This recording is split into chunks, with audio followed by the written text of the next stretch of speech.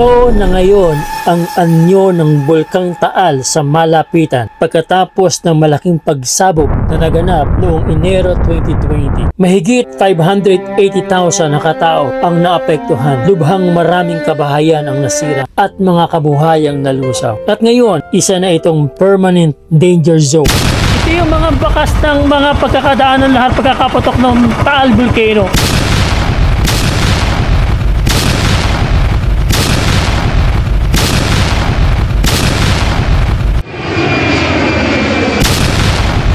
Sumabit yung drone ko sa sa puno ng kahoy. Bakit ba naman nag-exhibition pa? Di pa sanay. Tara, diskubrehin natin ang Taal Volcano Island. Nalaglag yung ilaw ko sa sobrang bumpy sa Starton Way. Ito ang first ride natin sa motor na ito, sa Bristol Venturi 500. Papunta tayo ngayon sa Taal Volcano. Hindi naman tayo tutuntong doon sa mismong island. Sa bangka lang tayo, sa pampang lang tayo. Papalipad pa tayo ng drone. For today's content, for today's video, yan ang gagawin natin. Tama yung narinig mo. Nakaprograma ako na hindi ako tutuntong sa mismong Volcano Island dahil base sa aking pagtatanong-tanong sa mga otoridad, bawal ang tao sa mismong Volcano Island. Pero bakit sa preview ng video ito ay nakita nyo ako na nagpunta mismo sa kalupaan? Yan ang ating aalamin. Huwag kang aalis. Stay tuned, baby!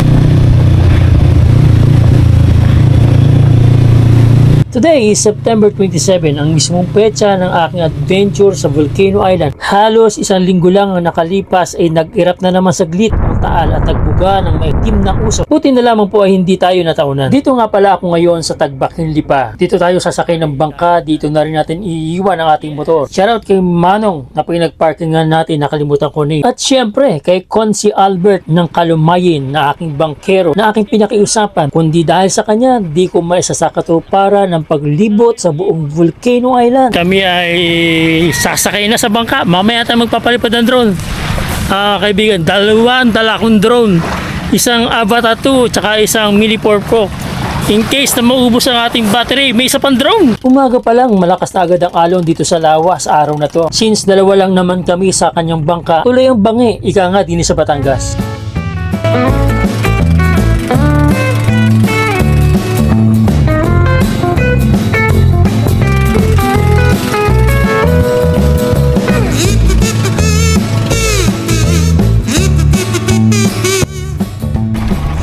Guys, kita nyo, meron palang part dito sa lawak ito, kahit nasa gitna ka, yan o. Ababaw, kita mo yung damo. Lampas tao lang halos. Guys, as you can see, may mga tao rin pala dito sa Volcano Island. Pero may bata din. Ayun. Ito magandang lugar. Sir, good morning. Marami kayong huli? Kakante? Pati ibang kulay dito. Labo. Labo. Putik, no? Yan o, putik. Doon sa Tagbakin ng linaw. Yan. Yan. Ayos. Unang tuntong. Yes! Unang tuntong sa Volcano Island. Bawal ilabas. Hindi, may tao naman eh. May mga tao naman eh. Akala ko walang tao dito. Marami palang tao dito, baby. Ito ang Volcano Island! Mula dito sa bandang ito na pinagtikupan ng ating drone, ito yung bandang may pinakamababang labi ng crater ng bulkan. Mapapansin nyo sa gawing kanan ng mga labi ng mga nasirang bahay dito. Pinili ko nga pala itong part na ito para yung drone di na kailangang paliparin ng sobrang taas para marating yung pinaka-crater nito.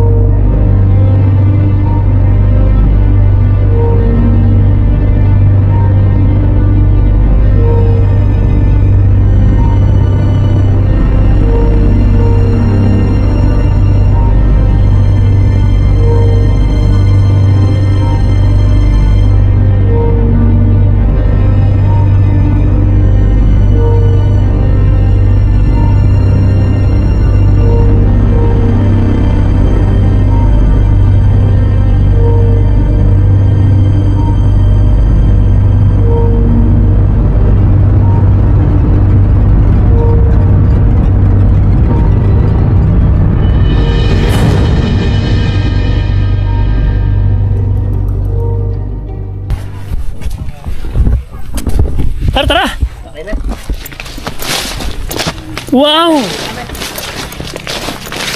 Okay na? Daing! Daing, oo. Yan ang karaniwang hanap buhay. Hanap buhay ng mga tao dito. Daing. Magkano kilo daing?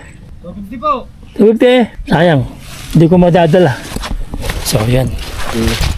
Dati ito ang dito Hindi tira. pa totoo na walang tao dito sa island. Scam.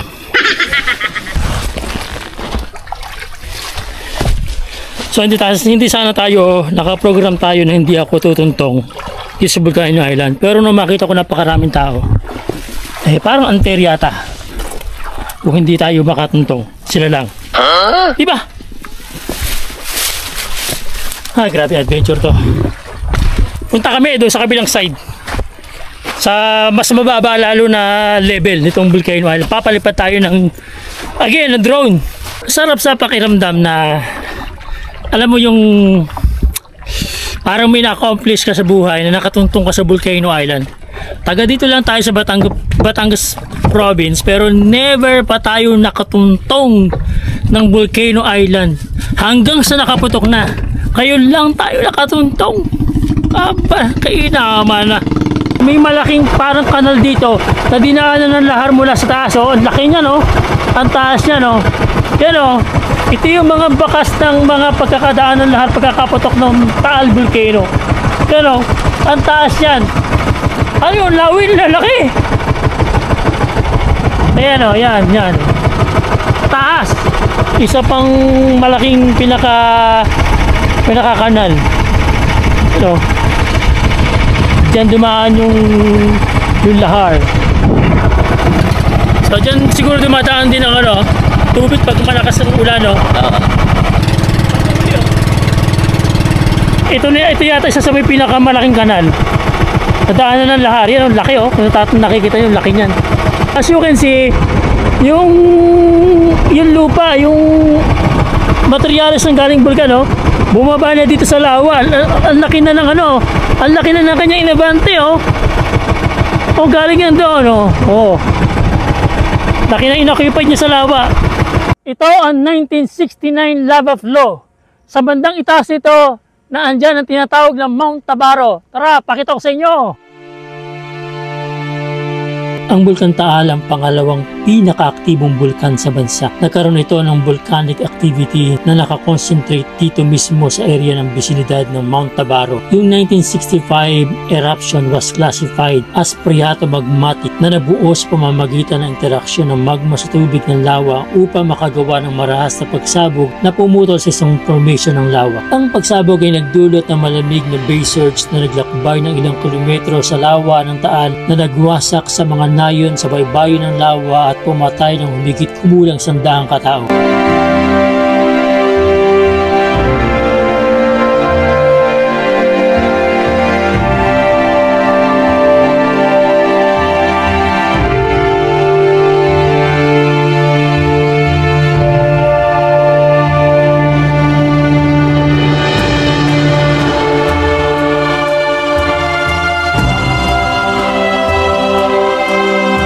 Ito naman ang Binintiang Munti. As you can see, nababalot ito ng matataas na damo o Gondayami. Mabait lang siya, maganda, tahimik, pero wag ka. Ika nga sabi ng marami, mapanganib ang mga tahimik.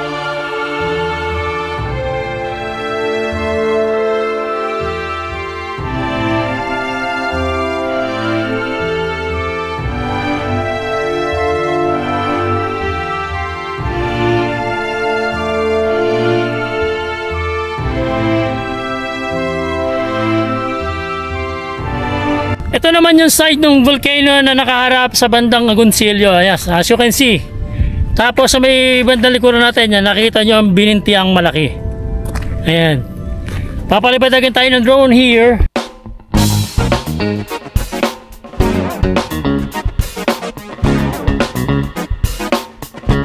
Ang Taal Volcano ay may kabuuang 47 craters at dito sa bandang Agoncillo malalaki ang crater pero mabababa. Masarap panoorin pero di may aalis ang agam-agam sa isipan na mga ito ay bunganga pa rin ng isang bulkan.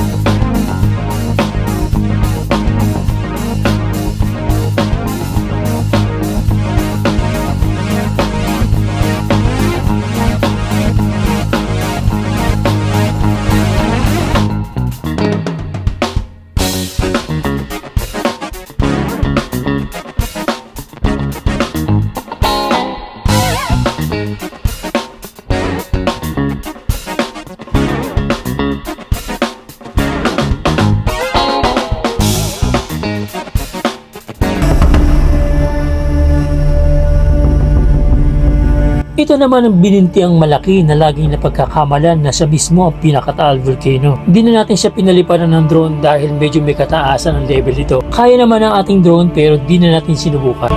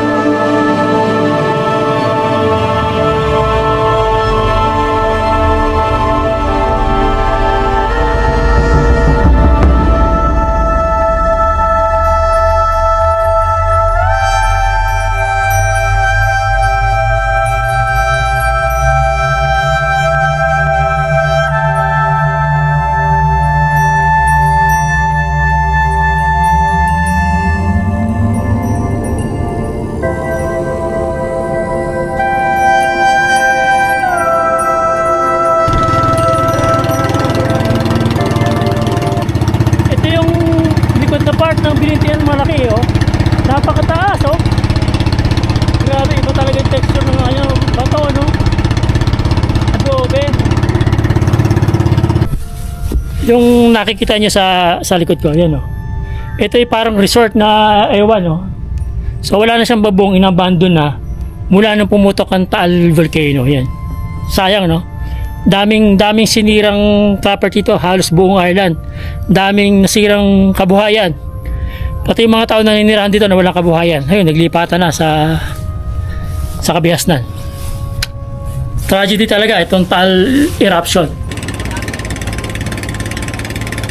So dumangon kami dito at papalipat tayo ng drone. May nakita ako sa Google Map na 2-3 crater dito. Ito lang, sa may banda rito.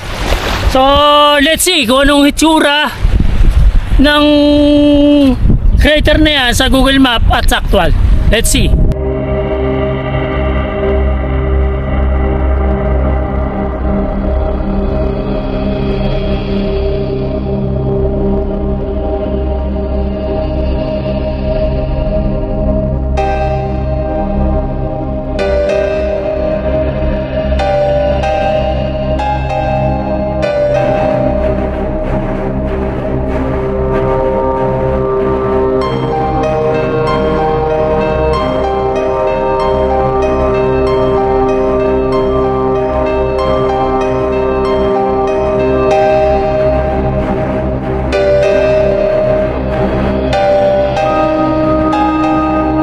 So nakarami na tayo. Siguro yung party na lang doon sa may malapit na sa may Makanampas ng Bubuin. Papalipat tayo doon. May nakita ko magandang spot doon sa Google Map. Habang binabagtas namin ang bahaging ito, bakas na bakas ang iniwang pinsala ng trahedya ng Taal kahit ilang taon na ang nakalipas. Ipinagbabawal talaga ng ating pamahalaan ang manirahan dito sa Volcano Island. Sa spot na pinakita ko sa inyo, ito yung pinakagusto ko dahil ito, crater to, na may crater sa ibabaw at may crater pa sa ibabaw at yung pinaka main crater ng Taal Volcano. Palipat tayo ng drone for the last time tapos larga na tayo. Halos naikot na namin ni Konsyal yung buong Volcano Island. Excited na ako! Game!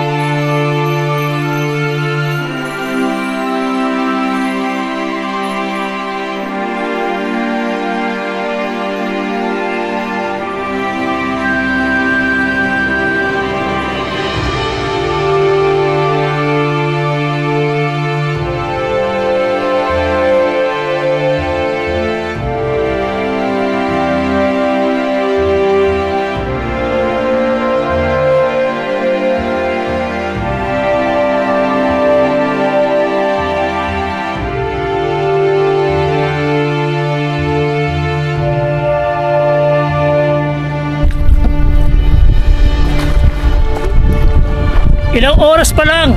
Ha! Sanay na tayo sumakay ng bangka. Salamat kay Consial Albert ng Kalamayan. Napaka-game. Sinamahan tayo. Sa hirap, dusa. Sumabit yung drone ko sa sa puno ng kahoy. Sana makuha pa natin.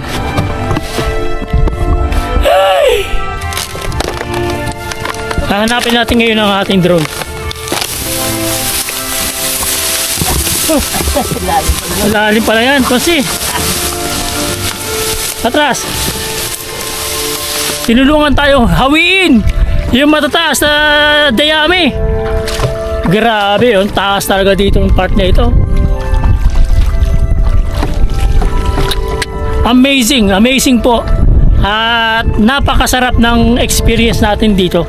May mga ilan-ilang bahay na minakatira. Sabi ng Consul Albert, baka daw yung mga nag-aalaga ng mga fish cages. Kasi nga, itong island nito, ano to naka permanent danger zone na, bawal tirahan na.